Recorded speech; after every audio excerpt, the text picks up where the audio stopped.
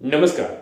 તો મિત્રો, તારીખ 20/1/2025 સોના ચાંદીના બજાર ભાવ શું રહ્યા આ વિડીયોમાં જોશું તો સંપૂર્ણ માહિતી છેલ્લે સુધી જોવા વિનંતી. તો મિત્રો, ખાસ કરીને યુટ્યુબના માધ્યમથી અમારી માહિતી જોઈ રહ્યા છે તો ચેનલ સબસ્ક્રાઇબ કરી લેજો. ફેસબુકના માધ્યમથી જોઈ રહ્યા છે તો ફેસબુક પેજને ફોલો કરી લેજો.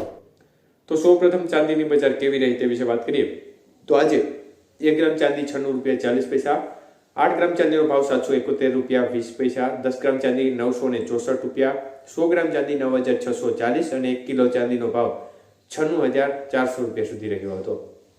તો મિત્રો, ખાસ કરીને આજે ચાંદીના ભાવમાં સામાન્ય એવો ઘટાડો જોવા મળ્યો હતો અને 100 રૂપિયા પ્રતિ 1 કિલોએ ઘટ્યા હતા.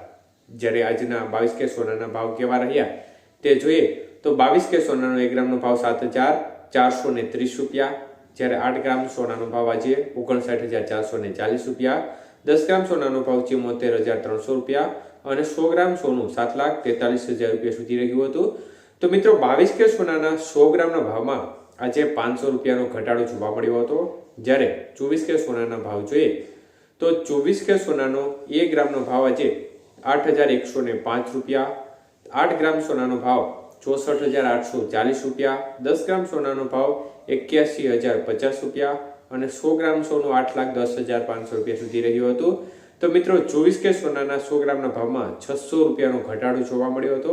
જ્યારે વાત કરીએ આજના 22 કે સોનાના ભાવ 18 કે સોનાના ભાવ છે તો મિત્રો, 18 કે સોનાનો ભાવ જોઈએ તો 1 ગ્રામનો ભાવ 6,079 રૂપિયા, 8 ગ્રામ સોનાનો ભાવ 48,632 રૂપિયા, 10 ગ્રામ સોનું 60,790 રૂપિયા અને 100 ગ્રામ સોનાનો ભાવ 6,07,900 રૂપિયા સુધી બજાર રહી હતી. તો મિત્રો, 18 કે સોનાના 100 ગ્રામના ભાવમાં 400 રૂપિયાનો ઘટાડો જોવા મળ્યો હતો. તો મિત્રો, ખાસ કરીને એકંદરે બજારમાં સ્થિરતાનો માહોલ જોવા મળ્યો હોય તે પ્રકારનું વલણ જોવા મળ્યું છે. ખાસ કરીને કોઈ મોટો ઘટાડો થયો નથી, મોટો વધારો થયો નથી. એકંદરે છેલ્લા 2 દિવસથી બજારમાં થોડી ઢીલાશ હોય તે પ્રકારનો માહોલ જોવા મળી રહ્યો છે અને ગઈકાલે બજાર હતી તેમાં પણ સામાન્ય ઘટાડો થયો હતો. આજે પણ બજારમાં સામાન્ય એવો ઘટાડો જોવા મળ્યો છે. પરંતુ જે પ્રકારે બજાર વધતી હતી તે હજી પણ આગામી દિવસોમાં વધે તેવી પૂરેપૂરી સંભાવના દેખાય છે. એનું મુખ્ય કારણ છે કે અત્યારે ખરીદીનું પ્રમાણ છે તે ધીમી ગતિએ વધી રહ્યું છે અને આ જે ખરીદી છે એનો એક સપોર્ટ લેવલ છે.